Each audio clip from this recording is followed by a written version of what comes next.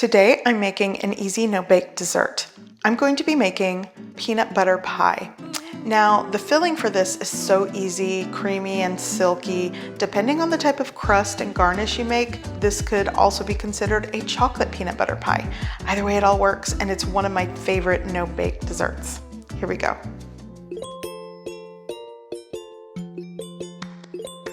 Okay, so I'm gonna go over the ingredients. Here I have one store-bought chocolate pie crust. You could use graham cracker crust or shortbread crust. It all works. Here I have one softened block of cream cheese. This is an 8-ounce block. I'm also going to be using one 8-ounce container of Cool Whip. You probably could also use homemade whipped cream if you prefer. Maybe 1.5 cups of heavy whipping cream and whip it up. That works as well. I will be using 1 cup of peanut butter, actually sun butter because my son has nut allergies, but peanut butter is what I used to use. I'll use 1 teaspoon of vanilla extract, 1 cup of powdered or confectioner sugar, and I'm going to use some dark chocolate shavings as a garnish. In a large bowl, I've already added my cup of sun butter, or if you're using peanut butter, that works as well. I'm also going to add my softened cream cheese into the bowl, and I'm going to start mixing this. I'll use a spoon to sort of break it apart and start folding and combining it together. Now I'm going to add my teaspoon of vanilla extract and a pinch of salt. I'll say that's optional, but with the sun butter, especially the natural one, I find that it needs a pinch of salt. Next, I'm going to sift in my cup of confectioner's sugar, and you'll want to do this just to break up any lumps. As you can see, I have lots of little lumps that need to be broken apart.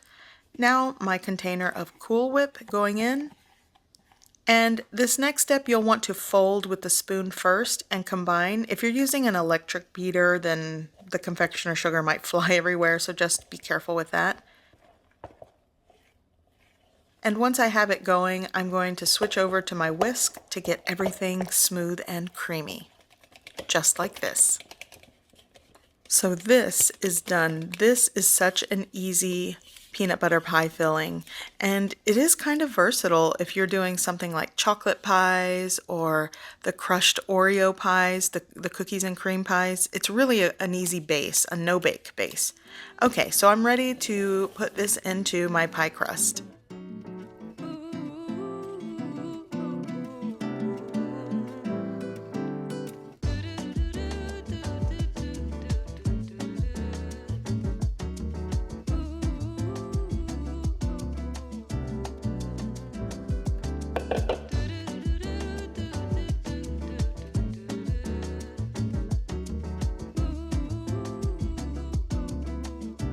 So I've evened it out on the top. Now I'm going to add my chocolate shavings as a garnish. You could also melt chocolate and do a drizzle.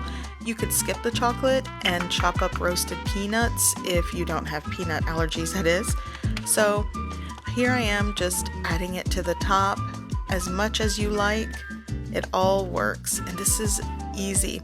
Once I'm done garnishing it, I'm going to let it set in the refrigerator for at least 1.5 hours to let it set, and then you're ready to slice into it and serve. It's so easy and it's so good.